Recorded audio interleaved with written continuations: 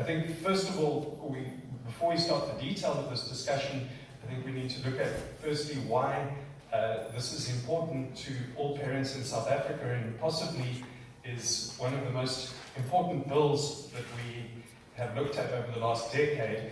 It certainly changes the situation for a generation of parents and is the biggest change in education in the last 25 years. Now, I start off with the presupposition that all education assumes a worldview and consequently assumes belief. So consequently, all education is inherently religious. One cannot avoid that.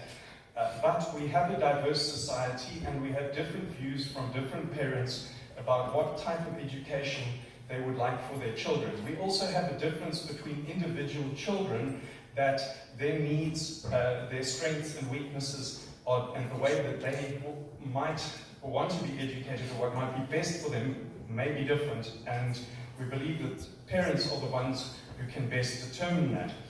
Now, there are really two different visions for how we solve this problem of the inherent religious nature of education, and also the difference and the diversity in our society.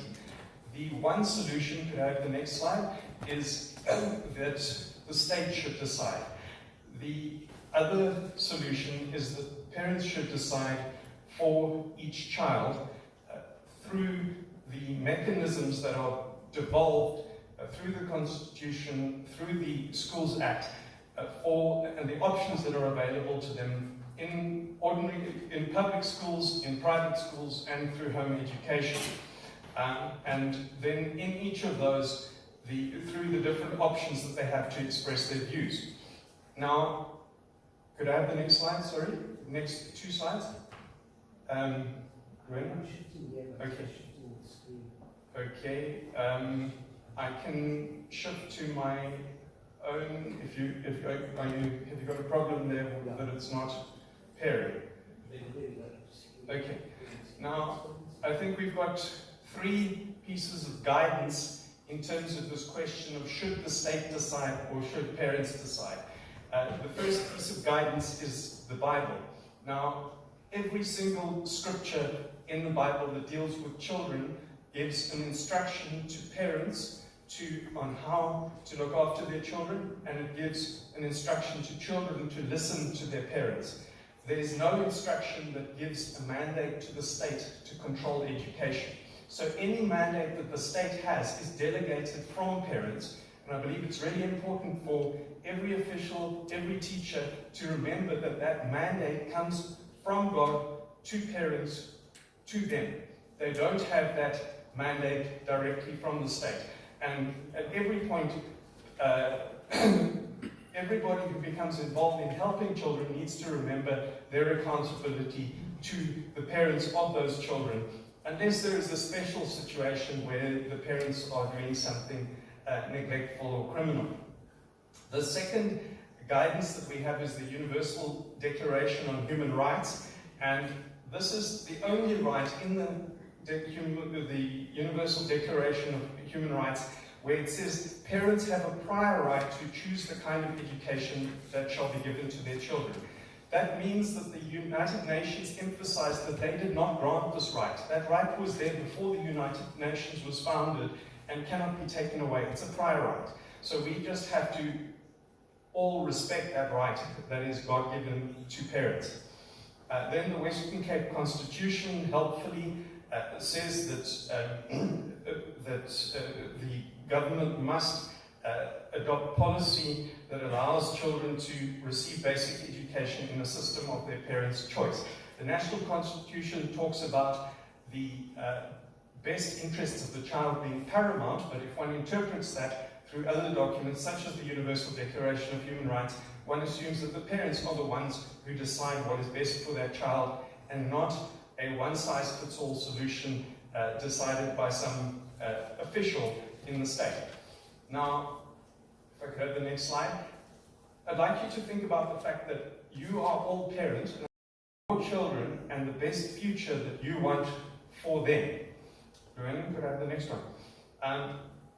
And how unhappy you would be if somebody tried to do something to your children in education that you were not happy about. You would be very angry. And I think that that is the situation that we have now in this country. We don't have thousands of parents protesting in the streets, but what we do have, if I could have the next slide, is a protest through the internet where we have had more response on this particular bill than any other bill in the history of South Africa, apart from the Constitution. Now, the Constitution was dealing with 100 different issues, but this really shows that parents care about this issue more than they care about any other issue in South African history. That is why they made so many submissions and they have voiced their concerns so loudly on social media. We have, just for an example, when the Department of Basic Education introduced proposals for sex education in school, within 3 weeks, there was more than 100,000 parents had joined a social media group that was opposed to this particular proposal. So they were not happy with that. And I would ask parliamentarians, you're there to represent your constituents, and constituents have, across a diversity of different groups, really voiced a strong, unanimous statement that they want parents to be the ones who make this decision. Now, when we look at the Basic Education Laws Amendment Bill, as it was originally proposed, there have thankfully been a number of improvements, which I thank the Department of Education for. The first improvement was that teacher appointments are now with the school governing bodies. We want to keep it that way. Educators don't have to declare their finances, and they can, these governing bodies can verify the ability of parents to pay. Then there's been a relaxation of a number of the provisions that parents were unhappy with. The first one is the leasing of facilities has been relaxed to 1 year. Then the penalty has been relaxed from 6 years to 1 year. We're still not happy with that. We want 0 jail time for parents who may homeschool their parents. Then the home education requirement to make submissions is reduced from annual to each phase. There's a conflicts process on language policy, and the language has been slightly softened with regard to curriculum. The part which has not been fixed, and I would like to appeal to members of Parliament, please, to help to fix these things, is the school governing bodies' control on admissions, which affects their financial viability, it affects their ethos, and affects their language, because they need to get a group of people who share a common vision. Not everybody has that same vision, and we can have different schools with different ethoses and methods. Then it also impacts the viability of schools to employ extra teachers to improve those schools. Now, the next provision I'd like to ask you to change, please, is the school governing bodies are at the moment all required to declare all their financial interests and those of their spouses and their children. Now, that is unreasonable, and a lot of parents are going to avoid being on the governing body because they don't want to do that.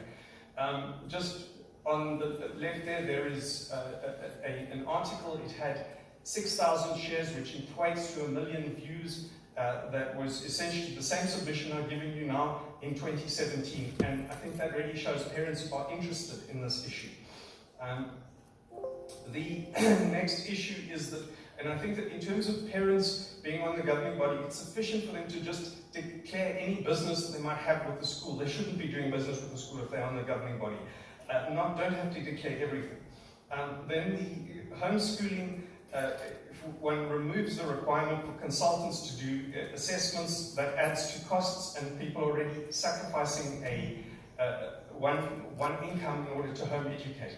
Then an increased flexibility on alternative curriculums, and then for independent schools, this requirement for subsidies to have quarterly financial statements is onerous and is going to distract them from teaching. I think annual reports are quite sufficient.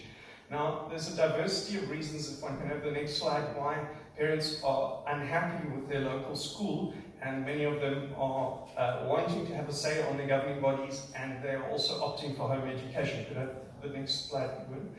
That includes this sexual sin education, pornography, gangs, teen pregnancy, abortion referral, drugs, gender confusion, bullying, woke religion, interfaith religion, the removal of the Bible from schools. And the thing is that somebody might disagree with that, but that's fine. They can have another different school, or a cottage school, or homeschool, where they can have a different alternative. But parents are already concerned about these things and want to have a say. And one cannot make a formula that everybody's going to be happy with. So if you could have the next slide. So the solution is to empower parents through the governing bodies, through homeschooling choice, through respecting parental authority, and to also enable renting of facilities. Not every private school that wants to start up is going to be able to have its own school field, so if they can rent school fields from another school or a swimming pool and have an agreement that is reasonably secure, that is really helpful. Also, the opportunity for startup churches to share school things and input into the school finances. I think that it's going to be much better if there's a 3-year rental period that is allowed rather than a 1-year rental period. Because that gives more security to these groups. Then if I could have the next slide. Now, in terms of these options, I've got a photograph here of a parent who was jailed for homeschooling. He was the first parent who took a stand and said to the apartheid government, no, he didn't want to send his children to the public school. And so they put him in separate jail from his wife and sent the children off to an orphanage. Now, we never want this to happen again. That is Andre and Boki Mainkies. And they did that for their Christian conviction. So this penalty clause would like to have that distinct, that jail time must be for people who violently intimidate learners to stop them from going to school. It mustn't be for parents who decide to choose homeschooling instead. And a lot of parents are so upset with what is being pushed through the education department, particularly on the sex education issue and on gender issues, that they are not trustful to want to register at the moment. And I think that that is a trust that needs to be rebuilt, but that trust has been very badly damaged. Also, some parents complain of a kind of an assertive bullying approach that they're not happy with. So now, if we go on to the next slide, this proposal would increase the costs of homeschools. They would have to hire consultants, where they're already losing one parent's salary by homeschooling. They're going to have to do a whole lot more paperwork, and it's going to be more costs for the department to process all of these proposals, and they're also going to have less curriculum choice. Now, what I've discovered in researching homeschooling is that a lot of parents, when they start homeschooling, they kind of follow the state curriculum, but then as they go on, they deviate from the curriculum. They find better ways that are more suitable for their child, and they kind of work more towards a project approach rather than what would be mimicked in a classroom environment. But at the end of the day, it has a similar result to attending school, mostly better. And we've got children that are graduating now into university who've been homeschooled. They're quite fine, they're coping quite okay. And really, they're choosing homeschooling a lot of the time because they want a specific curriculum that they want to follow, or approach that is different, and often that is a Christian-based curriculum that they are wanting, but other people choosing other curriculums. Next slide, please. Now, the next issue is the question of language medium. Now, if we remember the anger of the 1976 riots, now, and against the state attempting to impose a language policy, one size fits all on everybody. And so I think we can avoid that by adopting this policy. Next slide. Then there's the tax issues that there are many, next slide, additional costs with this proposal. Luana, next slide, please. Then the question of the security of this data that governing bodies are going to have to put in. I do not believe the Education Department can keep all of this data secure. It's going to be vulnerable to hackers. The Education Department could have a poppy class action suit if it is breached by hackers, unless the Education Department wants to upgrade all the financial infrastructure to protect this data. which is going to cost a whole lot of money. So otherwise, this is going to deter parents from wanting to be on the governing body. And we would also like, in terms of leases, to shift this from a proposed 1-year maximum lease to a 3-year maximum lease, or 6 months notice, which would be much better for the parties involved. Then this bill allows the minister to make more regulations that can further erode. Next slide, please, Llewellyn. It's next several slides. Can erode the authority of parents.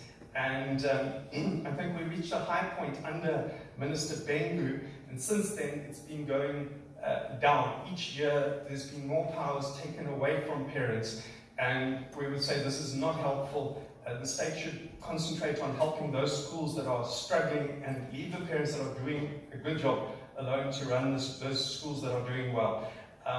So this could give the state, the minister, a blank check to further erode parents' rights without coming back to Parliament in both home education and in schools.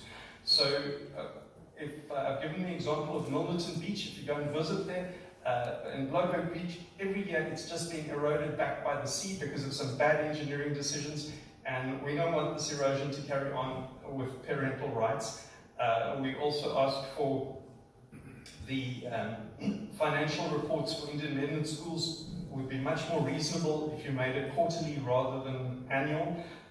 But in all of this detail, I think the principle must be remembered that the parents are the ones who care most about their child, and they need to be empowered and strengthened.